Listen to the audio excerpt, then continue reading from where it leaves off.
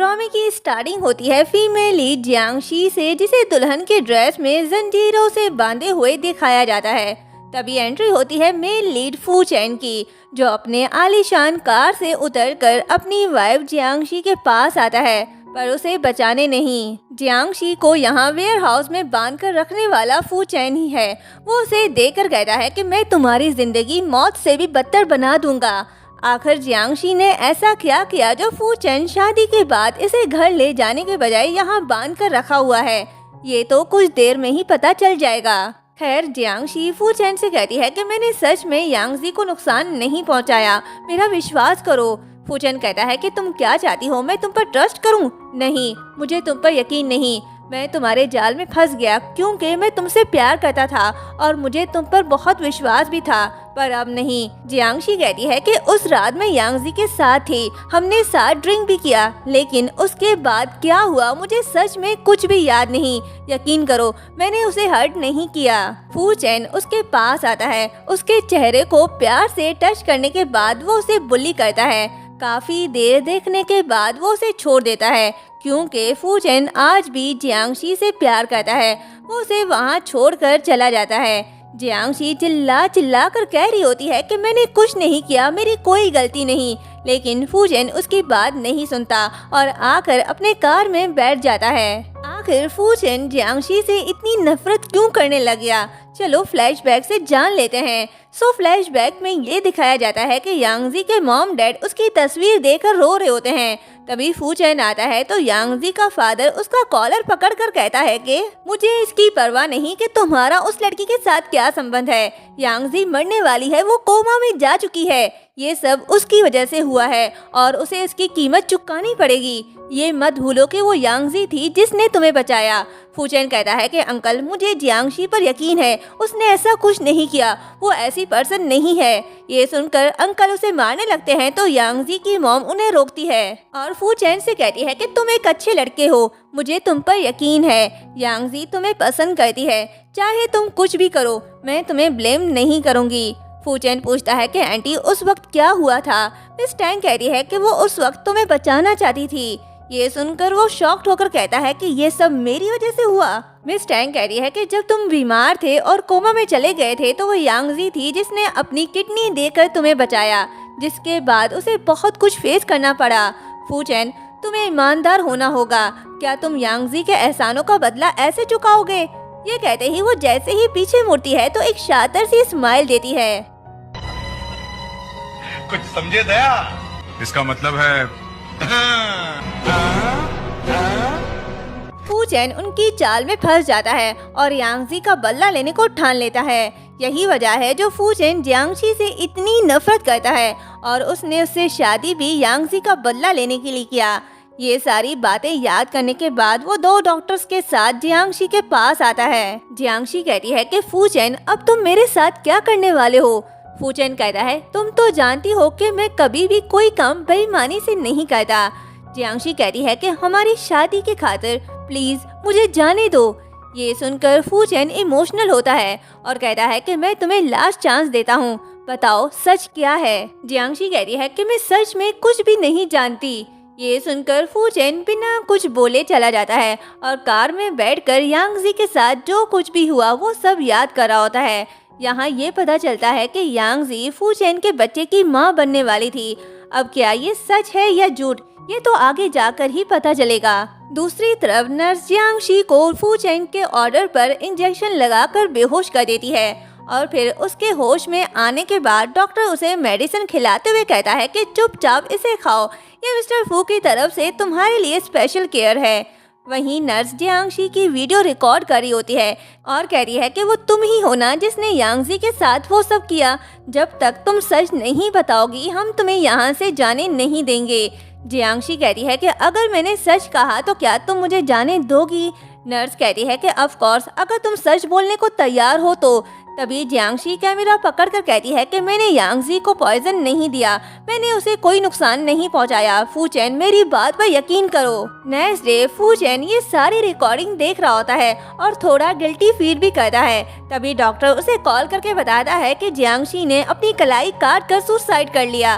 तो फू चैन कहता है कि इमीडिएटली उसे हॉस्पिटल ले जाओ, मैं उसे जिंदा देखना चाहता हूँ। नेक्स्ट सीन हॉस्पिटल का दिखाया जाता है, जहाँ जियांगशी इमोशनल होकर अपने पास्ट को याद करती है, जहाँ ये दिखाया जाता है कि बचपन में फू चैन लॉन्ली रहता था क्योंकि हेल्थ इशू की वजह से वो खेल नहीं पाता था और इस वजह से उसका कोई फ्रेंड भी नहीं था। तो जियांगशी उसके पास आकर कहती है कि तुम यहाँ अकेले क्यों बैठे हो। फू चैन कहता है कि मेरी हेल्थ ठीक नहीं है, इसलिए कोई भी मेरे साथ खेलना नहीं चाहता और ना ही फ्रेंड बनना चाहता है। तो जियांगशी कहती है कि आज से मैं तुम्हारी फ्रेंड हूँ और हम साथ खेलेंगे। नेक्स्ट डे फू चैन जियांगशी के पास आता है, तभी डॉक्टर उसके रिपोर्ट्स ले आता है, जिसे देखकर फू चैन शॉक्ड होता है क्योंकि मेडिकल रिपोर्ट में जियांगशी की सिर्फ एक ही किडनी बताई गई है। तो वो डॉक्टर से कहता है कि इसकी एक किडनी क्यों है। ये कहते ही वो उसे चेक करता है तो उसे पता चलता है कि जियांगशी की किडनी ऑपरेशन हुआ है। जियांगशी डरते हुए कहती है कि मेरे पास मत आओ।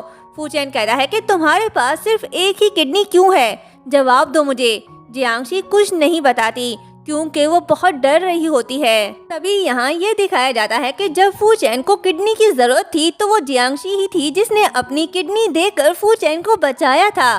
पर ये बात तो फू चैन को आज तक पता नहीं चल पाया। इनफैक्ट उसे तो यही बताया गया है कि यांगजी ने उसे अपनी किडनी डोनेट की थी।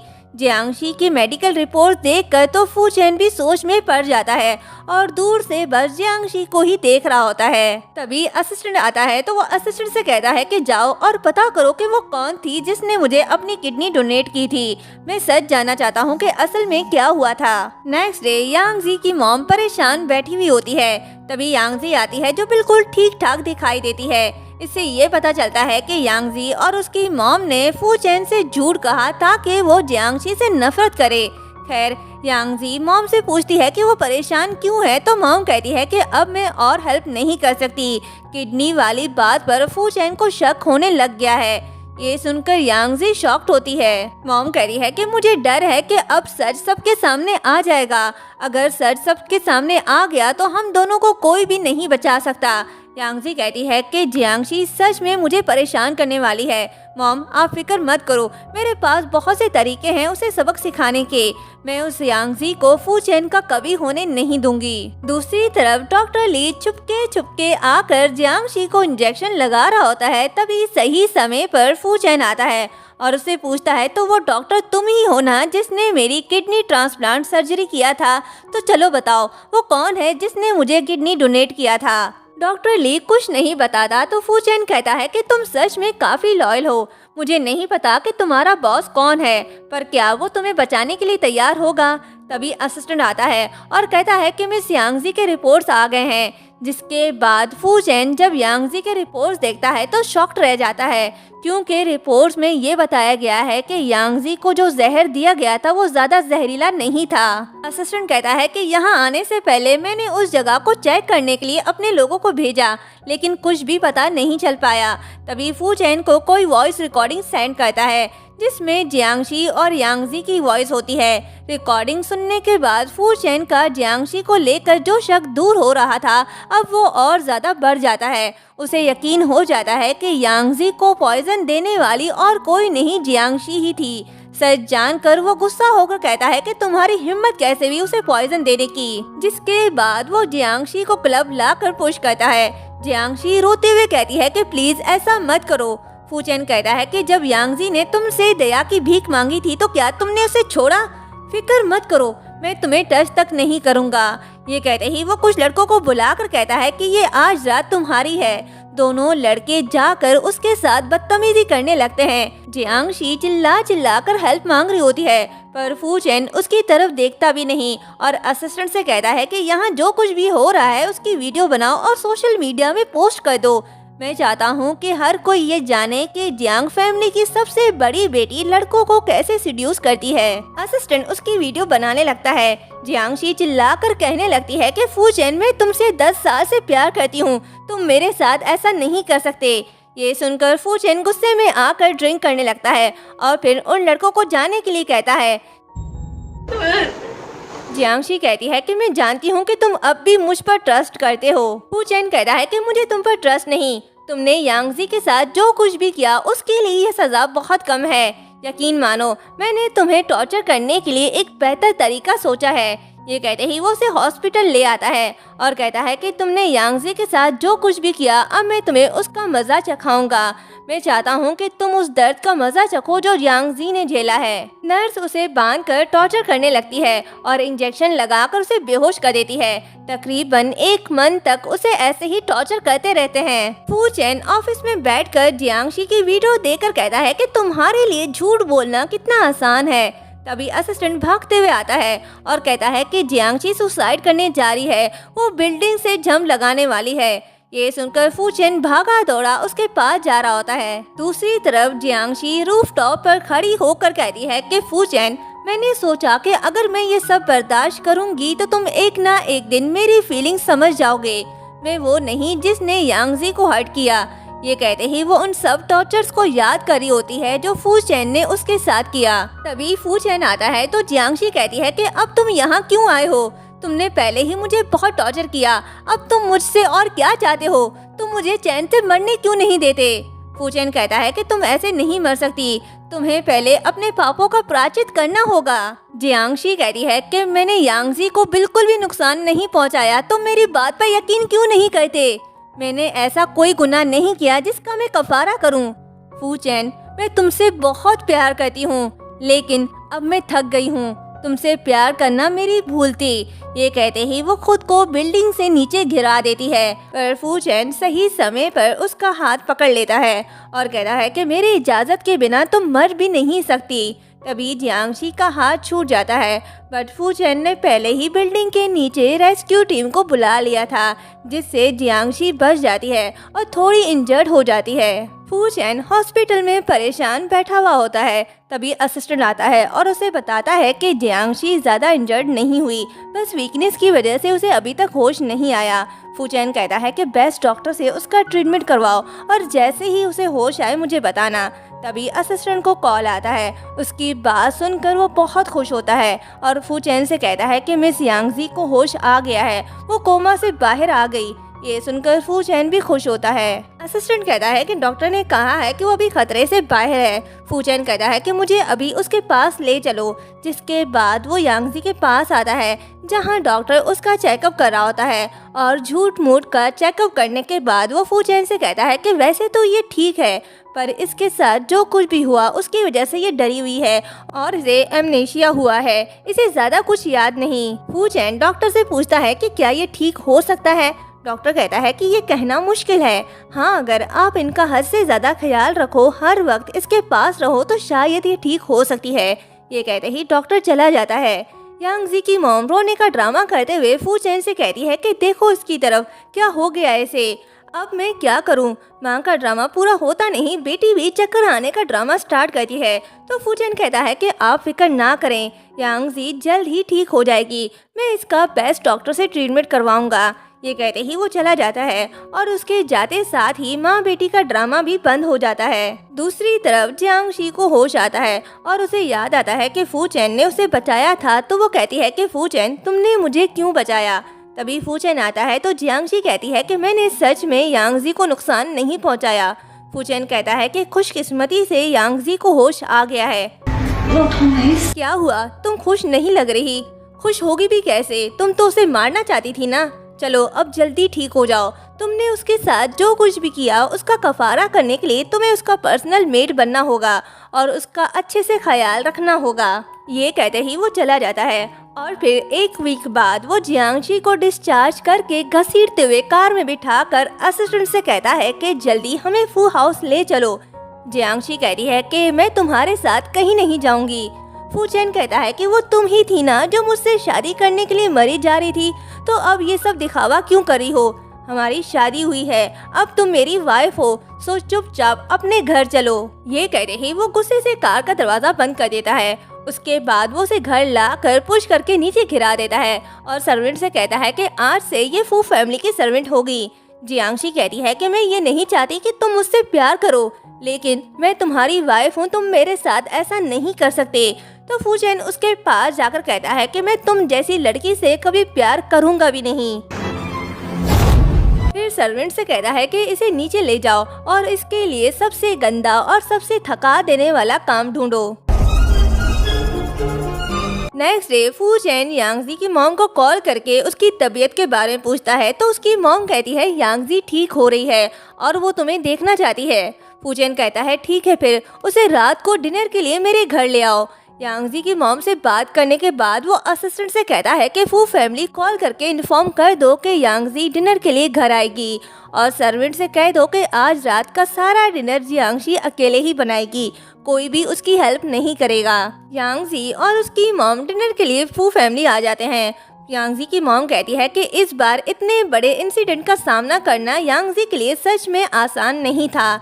ये अब सब कुछ भूल चुकी है, इसे पास्ट के बारे में कुछ भी याद नहीं। यांगजी ठीक है, मेरे पास है, मेरे लिए यही बहुत है। मैं बस आशा करती हूँ कि फ्यूचर में इसके साथ फिर से ऐसा कभी ना हो। तुम इसका हर वक्त साथ देना। फू चैन यांगजी से कहता है कि तुम दिन ब दिन कमजोर होती जा रही हो। मैंने स्पेशली तुम्हारे लिए किसी से सूप बनवाया है, उसे जरूर पीना।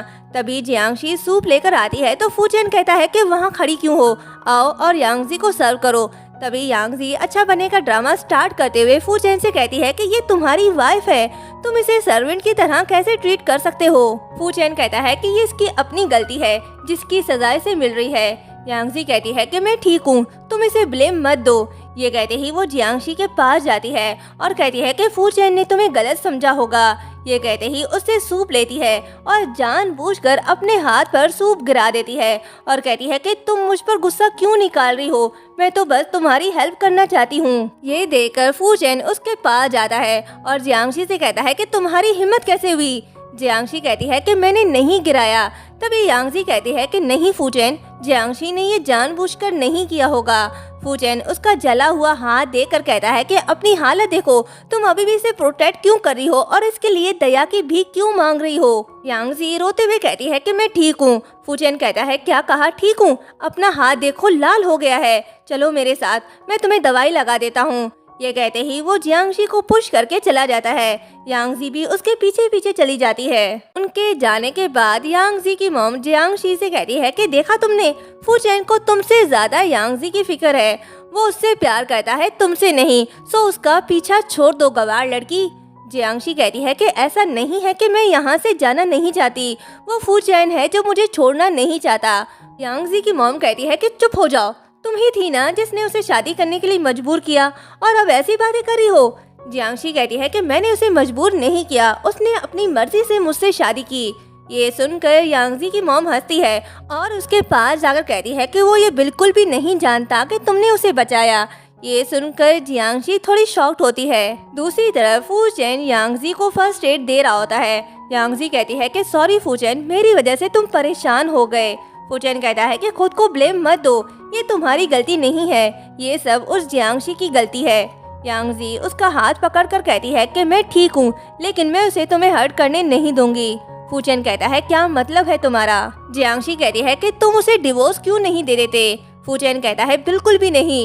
ये कहते ही अपना हाथ छुड़ा कर मुँह फेर लेता है तो यांगजी कहती है क्या तुम्हें उसकी परवाह है, क्या तुम उससे प्यार करते हो। फू चैन कहता है नहीं तो मैं उसे इतनी आसानी से जाने नहीं दे सकता, ये तुम्हारे साथ नाइंसाफी होगी। यांगजी कहती है कि मैं तुम्हें कुछ बताना चाहती हूँ। ये कहते ही वो चुप हो जाती है तो फू चैन कहता है बोलो तुम क्या कहना चाहती हो। यांगजी कहती है कि जियांगशी शायद मुझे इसलिए मारना चाहती है क्योंकि गलती से मैंने उसका स्कैंडल एक्सपोज कर दिया था। ये सुनकर फू चैन शॉक्ड होता है। यांगजी उसे वीडियो दिखाती है जिसमें जियांगशी कुछ लड़कों के साथ खुलकर ड्रिंक कर रही होती है। फेक वीडियो देखकर फू चैन हर्ट हो जाता है क्योंकि वो जियांगशी से प्यार करता है। यांगजी कहती है कि मुझे डर है कि अगर ये वीडियो लीक हो गई तो इससे जियांगशी की रेपुटेशन पर इफेक्ट पड़ेगा। वीडियो देखकर फू चैन पूरी तरह से टूट जाता है। जियांगशी के लिए प्यार उसका नफरत में बदलता जा रहा है और ये सब यांगजी की वजह से हो रहा है। देखना होगा ये फेक वीडियो देखने के बाद फू चैन जियांगशी के साथ क्या करेगा और जियांगशी को और क्या क्या फेस करना होगा। जियांगशी की फेक वीडियो देखने के बाद फू चैन बार आकर ड्रिंक करने लगता है और पूरी तरह से नशे में टली हो जाता है। तभी असिस्टेंट आता है और उससे कहता है कि मिस्टर फू अब बस करें, आपने बहुत ज़्यादा पी रखी है, मैं आपको घर ले जाता हूँ। वो उसे उठा कर ले जा रहा होता है। फू चैन असिस्टेंट से कहता है कि तुम जाओ और कार लेकर आओ, मैं यहीं तुम्हारा इंतजार करता हूँ। असिस्टेंट के जाने के बाद फू चैन के पास से 2 लड़के गुजरते हैं और ये वही लड़के होते हैं जो फू चैन ने वीडियो में जियांगशी के साथ देखा था। वो उनके पीछे जाता है और उन्हें रोक कर पूछता है कि तुम्हारा जियांगशी के साथ क्या रिलेशनशिप है। चुजू कहता है कि कौन जियांगशी, लगता है टल्ली होकर पागल हो गया है। ये कहते ही वो जाने लगते हैं तो फू चैन जाकर उन्हें रोकता है। फिर क्या दोनों लड़के फू चैन को मारने लगते हैं। तभी पीछे से कोई कहता है कि अगर तुम यहाँ से नहीं गए तो मैं पुलिस को बुला लूंगी। ये सुनकर दोनों लड़के भाग जाते हैं। फू चैन जब देखता है तो वो और कोई नहीं जियांगशी होती है। फिर वो बेहोश हो जाता है। असिस्टेंट और जियांगशी उसे घर ले आते हैं। असिस्टेंट उसे जियांगशी के हवाले करके चला जाता है। जियांगशी उसका ख्याल रखने लगती है। तभी फू चैन को होश आता है। वो उसे खुद से दूर करके उड़ जाता है तो जियांगशी कहती है मुझे फिक्र थी कि तुम्हें आधी रात को प्यास लगेगी, इसलिए मैं पानी रखकर तुम्हारा फेस पोंछकर यहाँ से जाने वाली थी। फू चैन गुस्से से कहता है कि अगर आज मैंने उस लड़के को अपनी आंखों से ना देखा होता तो मुझे कभी पता नहीं चल पाता कि तुम कितनी घिरी हुई लड़की हो। जियांगशी कहती है कि कौन सा लड़का, तुम किस बारे में बात कर रहे हो। फू चैन कुछ नहीं कहता। वो उसे पुश करके उसके मुंह पर पानी का गिलास फेंक कर चला जाता है। नेक्स्ट मॉर्निंग जियांगशी फू चैन के लिए ब्रेकफास्ट ले आती है।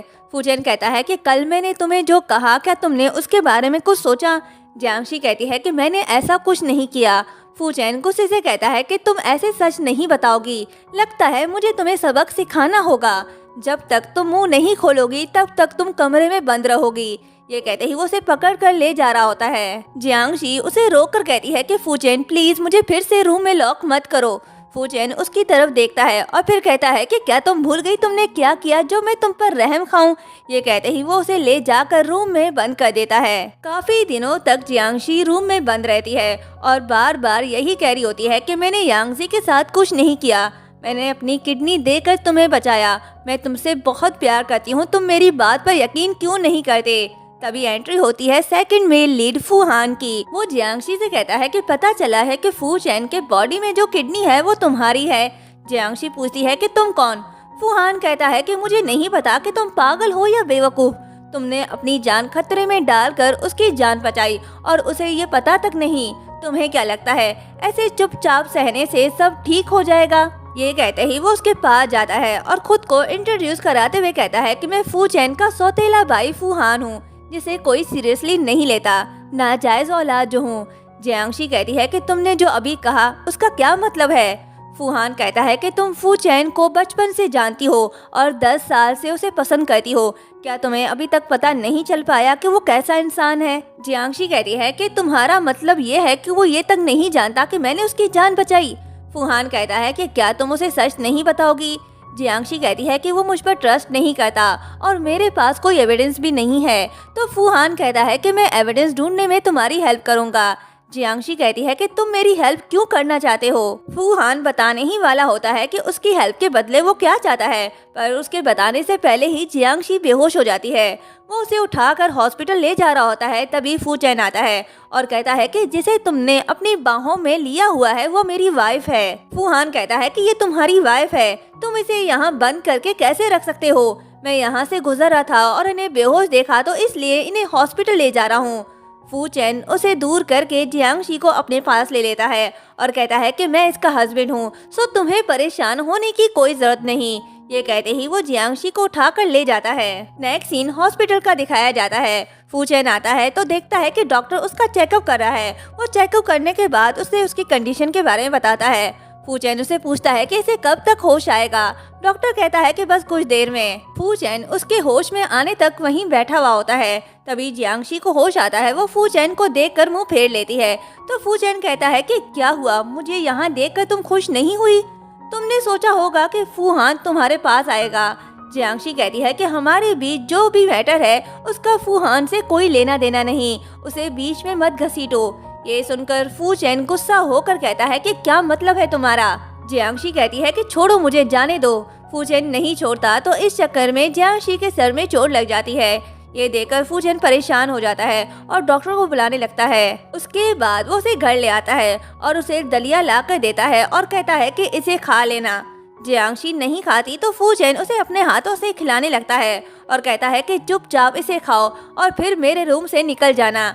ये मत सोचना कि मैंने तुम्हें माफ कर दिया है। मैं ये सब इसलिए कर रहा हूँ ताकि तुम जियो और अपने पापों का प्रायश्चित करो। यांगजी बाहर खड़ी ये सब देख रही होती है और कहती है कि जियांगशी तुम जो चाहती हो मैं वो तुम्हें कभी पाने नहीं दूंगी।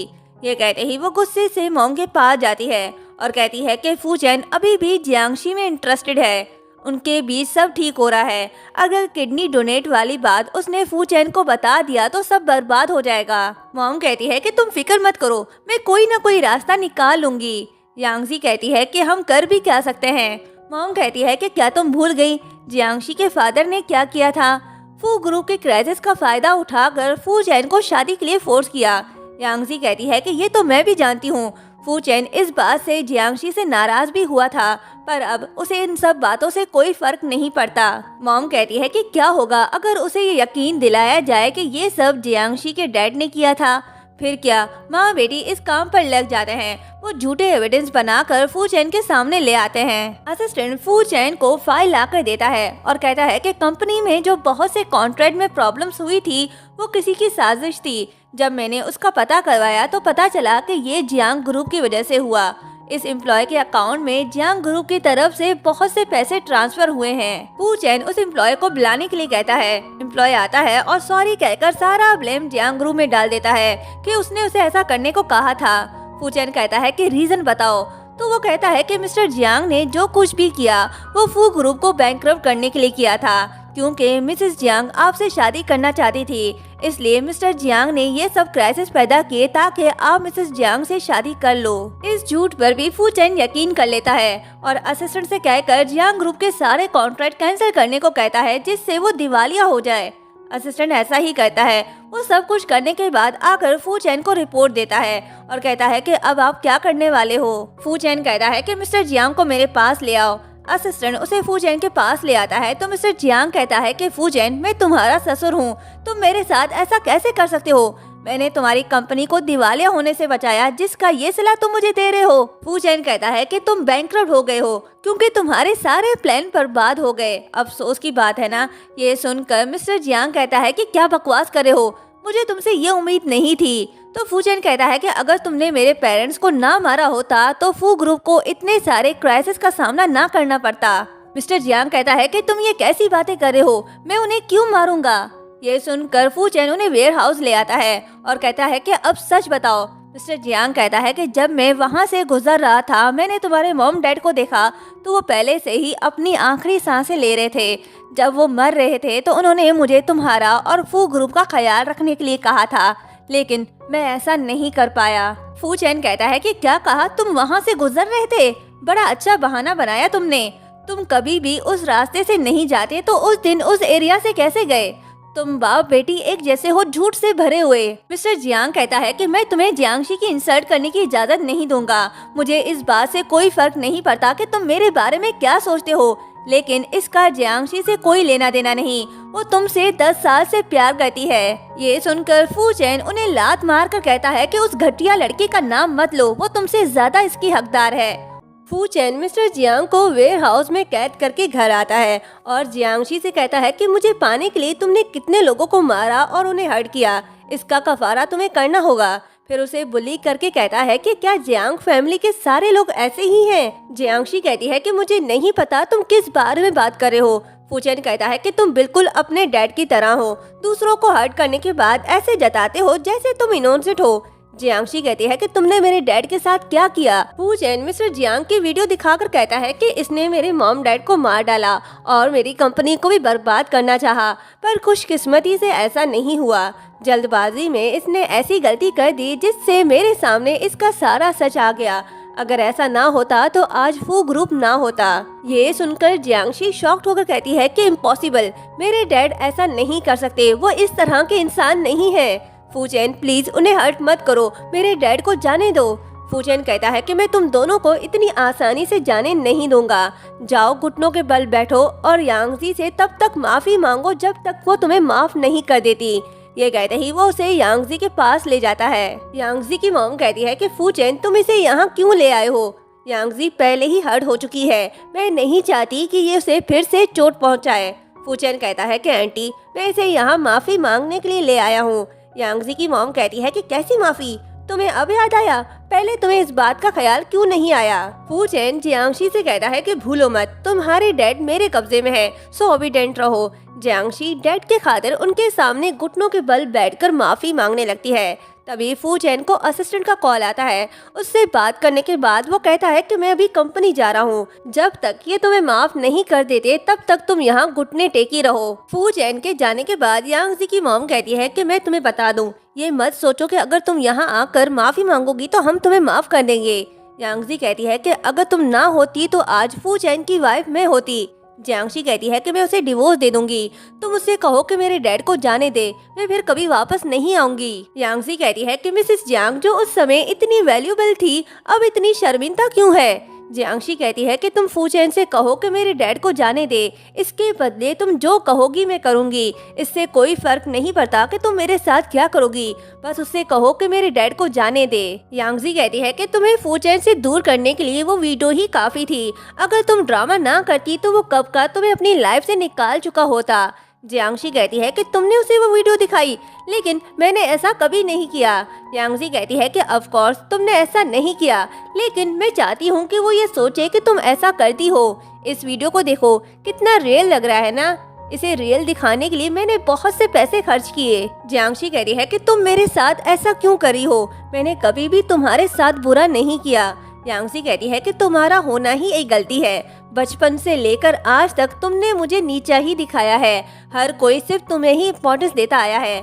जब मुझे पता चला कि तुम फूचेन से प्यार करती हो, तभी मैंने बदला लेने का ठान लिया और तुम्हारे किडनी डोनेट वाली बात का सहारा लेकर उसे अपनी तरफ कर लिया। जियांगशी को सच बताने के बाद यांगजी फूचेन के पास जाती है और उसके क्लोज जाकर बैठ जाती है, पर फूचेन उसका हाथ दूर करता है और कहता है कि मैं अभी बिजी हूँ, अगर तुम्हें कोई काम है तो बताओ।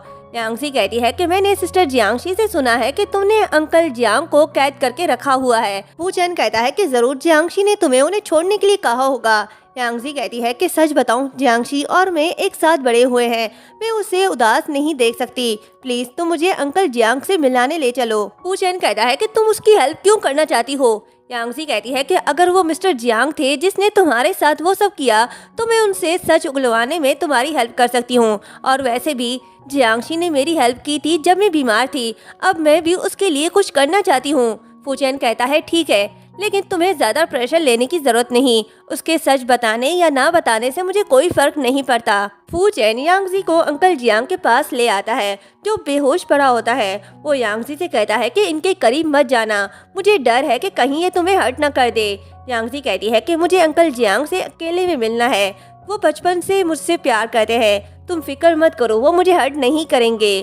फूचेन उन्हें अकेला छोड़कर चला जाता है। यांगजी अंकल जियांग के पास जाती है और कहती है कि मैं आपसे मिलने आई हूँ। मिस्टर जियांग कहता है कि तुम यांगजी हो ना, कैसी हो तुम, और मेरी बेटी जियांगशी कैसी है, वो ठीक तो है ना। यांगजी कहती है कि जियांगशी की हालत बहुत खराब है।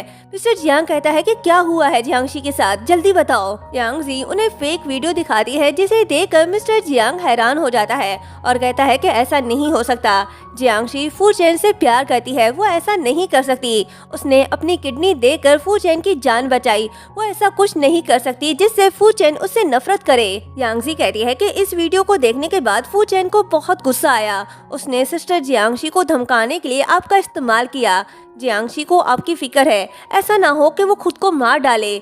यांगजी ये सब बातें इसलिए करती है ताकि मिस्टर जियांग अपनी गलती मान ले जो उसने नहीं की। ऐसा ही होता है। मिस्टर जियांग यांगजी से कहता है कि मैं तुमसे रिक्वेस्ट करता हूँ कि तुम फूचेन से कहो कि वो जियांगशी के साथ कुछ भी ना करे, वो बेकसूर है, मैं अपना जुर्म कबूल करता हूँ, मैं कसूरवार हूँ। नेक्स्ट डे यांगशी जियांगजी के पास जाती है और कहती है कि मैं तुम्हें गुड न्यूज़ सुनाना चाहती हूँ, अंकल जियांग वो आज़ाद हो गए। ये कहते ही वो उसे पिक्चर दिखाती है जिसे देखकर जियांगशी रोने लगती है और कहती है कि ऐसा नहीं हो सकता। यांगजी कहती है कि ये सब तुम बाप बेटी की गलती है। जियांगशी फूचेन के लिए कॉफी ले जाती है। फूचेन कहता है कि इसे यहाँ रखकर दफा हो जाओ। जियांगशी नहीं जाती तो फूचेन गुस्सा होकर कहता है कि सुना नहीं तुमने, दफा हो जाओ। जियांगशी कहती है कि मैं अपने डैड से मिलना चाहती हूँ, तुम मुझसे जो कहोगे मैं करने को तैयार हूँ। फूचेन कहता है कि अब कुछ नहीं हो सकता, तुम इस लायक नहीं हो कि मेरे सामने शर्तें रखो। जियांगशी उसे तस्वीर दिखाकर कहती है कि मैंने पता करवाया है कि इस तस्वीर में जो पर्सन है वो मेरे डैड हैं। फूचेन कहता है कि उन्होंने अपना जुर्म कबूल करके सुसाइड कर ली।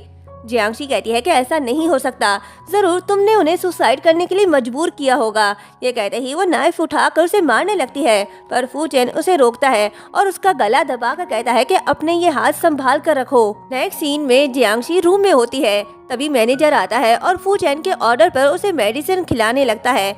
जियांगशी मेडिसिन खाने का नाटक करती है और उसके जाने के बाद वो मेडिसिन निकाल देती है। तभी फूचेन आता है और कहता है कि काश तुम पहले ही इतनी ओबीडेंट होती तो मैं तुम्हें धमकाने के लिए तुम्हारे डैड को यूज ना करता और ना ही तुम्हें प्रोटेक्ट करने के लिए वो मरते। जियांगशी कहती है कि तुम्हारा मतलब ये है कि मैंने अपने डैड को मारा। ये कहते ही वो रोने लगती है। फूचेन उसे रोता देखकर गिल्टी फील करता है, पर उसे दिलासा नहीं देता और कहता है कि ये मेडिसिन तुम्हारे हेल्थ के लिए है, ऐसे ही बात मानती रहोगी तो तुम्हारे लिए अच्छा होगा।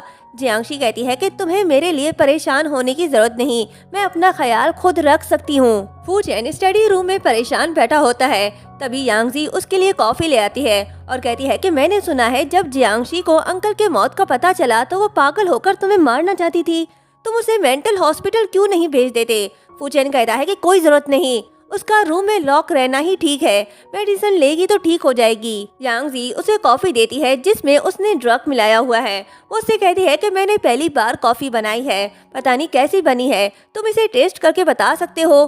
फूचेन जैसे ही कॉफी पीता है उसे चक्कर आने लगते हैं। यांगजी उसके नशे में होने का फायदा उठाती है और पीछे से हक करके कहती है कि क्या हमारा एक और बेबी हो सकता है। फूचेन उसे खुद से दूर करता है तो यांगजी कहती है क्या तुम मुझे पसंद नहीं करते। फूचेन कहता है ऐसी बात नहीं है, तुम अभी तक ठीक नहीं हुई हो, तुम्हें पहले अपना ख्याल रखना चाहिए। वो जाने लगता है तो यांगजी उसे रोककर कहती है कि मैं ठीक हूँ। ये कहते ही उसके क्लोज होने लगती है, पर फूचेन उसे रोकता है और वहाँ से चला जाता है। यांगजी का सारा प्लान बर्बाद हो जाता है। फूचेन नशे की हालत में जियांगशी के रूम में आता है। उसे नशे में देखकर जियांगशी डर जाती है और खुद से दूर होने का कहती है, पर फूचेन उसके साथ जबरदस्ती करने लगता है और कहता है कि क्या तुमने नहीं कहा था कि तुम मुझे पसंद करती हो, तो अब मुझे क्यों ठुकरा रही हो, क्या तुम्हारे दिल में कोई और है। ये कहते ही वो उसकी एक भी नहीं सुनता और उसके साथ जबरदस्ती करने लगता है। बाद में उससे कहता है कि जो कुछ भी हुआ वो एक हादसा था, ये मत सोचना कि मैं तुमसे प्यार करता हूँ और तुम्हें मिसेस फू बनाऊंगा। जियांगशी कहती है कि मुझे कोई शौक नहीं मिसेस फू बनने का, जो कोई भी मिसेस फू बनेगा मुझे इससे कोई फर्क नहीं पड़ता। फूचेन उसे बुल्ली करके कहता है कि इतनी भी बेशर्म मत बनो। जियांगशी कहती है कि इतने दिनों से तुम मुझे टॉर्चर कर रहे हो, मेरे डैड को भी मार डाला, तो बताओ बेशर्म कौन हुआ। फूचेन कहता है कि ये सब तुम्हारा कसूर है। ये कहते ही वो चला जाता है। जियांगशी फूहान को मिलने के लिए बुलाती है। फूहान आता है और कहता है कि तुमने मुझे मिलने के लिए क्यों बुलाया। जियांगशी कहती है कि मैं चाहती हूँ कि तुम किडनी डोनेट की सच्चाई जानने में मेरी हेल्प करो। फूहान कहता है कि क्या तुम क्यूरियस नहीं हो कि इसके बदले मैं क्या कंडीशन रखूंगा। जियांगशी कहती है कि तुम्हारी जो भी शर्त हो मुझे मंजूर है। फूहान कहता है कि तुम मेरी क्या हेल्प कर सकती हो, तुम्हारा जियांग ग्रुप तो फूचेन ने बर्बाद कर दिया। इसके अलावा क्या तुम फूचेन से 10 साल से प्यार नहीं करती, तो ये सब क्यों कर रही हो। जियांगशी कहती है कि इससे कोई फर्क नहीं पड़ता कि मैं उसे 10 साल से प्यार करती हूँ, उसने मेरे और मेरे डैड के साथ जो कुछ भी किया उसके बाद से अब वो प्यार नहीं रहा। फूहान कहता है कि मुझे तुम्हारा ये एटीट्यूड पसंद आया, ठीक है मैं तुम्हारे लिए उसे चेक करूंगा, लेकिन तुम्हें फू ग्रुप को पाने में मेरी हेल्प करनी होगी। फूहान से मिलने के बाद जियांगशी घर आती है और चोरी छुपके फूचेन के स्टडी रूम में जाकर उसका लैपटॉप ओपन करती है और पासवर्ड लगाने लगती है, पर एक भी पासवर्ड सही नहीं लगता। तो वो कहती है कि मुझे इसका पासवर्ड नहीं पता, तो कंपनी के सीक्रेट्स कैसे जान पाऊंगी। फिर वो फाइल्स देखने लगती है, तभी उसे एक फाइल मिलता है और वो उसकी पिक्चर्स ले लेती है। नेक्स्ट डे फूहान जियांगशी के कहने पर लैपटॉप ले आता है। जियांगशी कहती है कि मैं कोई ना कोई रास्ता निकाल कर फू ग्रुप के सीक्रेट्स तुम्हें ला कर दूंगी, तुम्हें जल्द से जल्द सच सामने लाने में मेरी हेल्प करनी होगी। फूहान उससे इम्प्रेस्ड हो जाता है और कहता है कि फूचेन तुम्हारे लिए अच्छा नहीं है, तुम मेरे पास क्यों नहीं आ जाती। जियांगशी कहती है कि हमारे बीच सिर्फ कोऑपरेटिव रिलेशनशिप है। फूहान कहता है कि फूचेन अंधा है जो तुम्हारी अच्छाई नहीं देख पा रहा, लेकिन मैं डिफरेंट हूँ, मुझे तुम्हारे लिए बुरा फील हो रहा है। जियांगशी कहती है कि मैं अभी भी फूचेन की वाइफ हूँ, अगर उसे ये पता चल गया तो अंजाम भुगतने के लिए तैयार रहना। अगर तुम सच में मेरे लिए सॉरी फील करते हो तो फिर कभी ऐसी हरकत मत करना। जियांगशी लैपटॉप ओपन करके किसी से चैट पर बात कर रही होती है।